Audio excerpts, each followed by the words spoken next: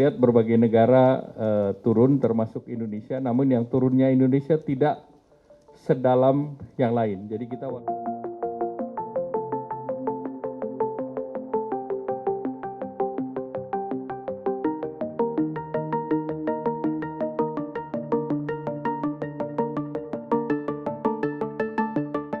Nah, kalau ini kita lihat tekanan global terhadap nilai tukar.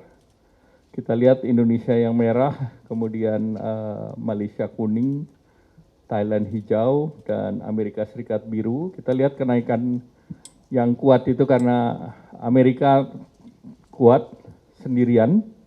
Kita lihat berbagai negara turun termasuk Indonesia, namun yang turunnya Indonesia tidak sedalam yang lain. Jadi kita walaupun turun, tetapi kita di atas daripada China, di atas Thailand maupun Malaysia. Jadi kalau dibandingkan peer country, relatif indeks dolar kita lebih aman. Lanjut. Nah, kalau kita lihat pasar saham, alhamdulillah kita masih positif. Hari ini pun positif. Kita lihat di atas kita adalah Amerika Serikat. Amerika memang ekonominya lagi kuat sendiri, capital marketnya lagi bagus sendiri, tetapi mereka masih belum mau menurunkan tingkat suku bunganya. Dan sekali lagi, higher for longer itu strategi mereka, sehingga tentu kita harus jaga kepercayaan investor dalam negeri, terutama agar tidak terjadi capital outflow. Dan kita lihat China maupun Malaysia di bawah daripada kita secara relatif. Lanjut. Nah, kita lihat prospek kita masih bagus, kepercayaan konsumen masih level positif, 123,8. Penjualan eceran juga bagus, tumbuh 3,5% year on year. Dan di sektor manufaktur kita relatif tinggi dibandingkan berbagai negara lain.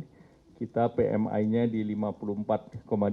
Bandingkan dengan negara lain, baik itu Malaysia, Australia, Perancis, bahkan Cina, angka PMI-nya di bawah kita. Lanjut.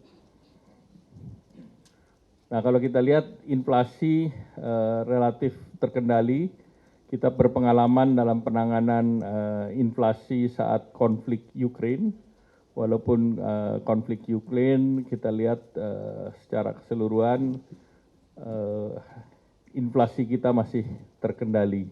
Tertinggi efek perang Ukraine-Rusia itu di 5,95, namun kita sekarang sudah relatif masuk di dalam range yang 2,5% plus 1%. Memang yang kita bergejolak adalah pangan, tapi penyebabnya adalah El Nino. Jadi sekali lagi pangan itu penyebabnya El Nino di bulan Juli sampai dengan Februari Maret ini. Namun kalau kita lihat pasca Lebaran, baik harga beras maupun minyak goreng sudah mulai flatten.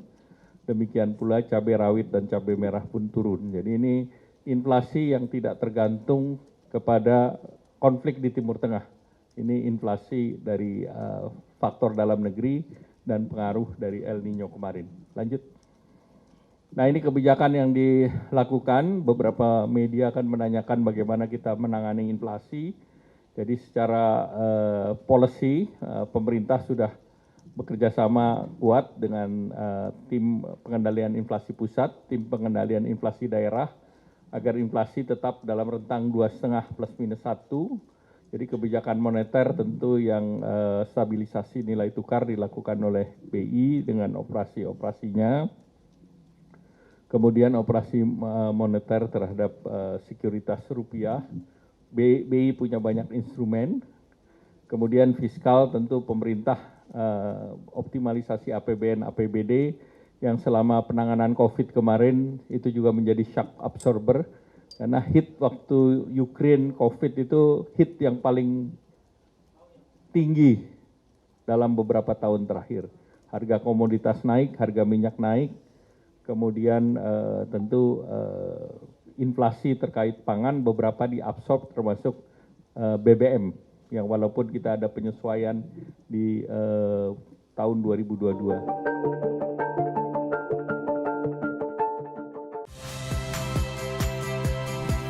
Saya Yasir Neneama. Saksikan program-program Kompas TV melalui siaran digital, pay TV, dan media streaming lainnya. Kompas TV, independen, terpercaya.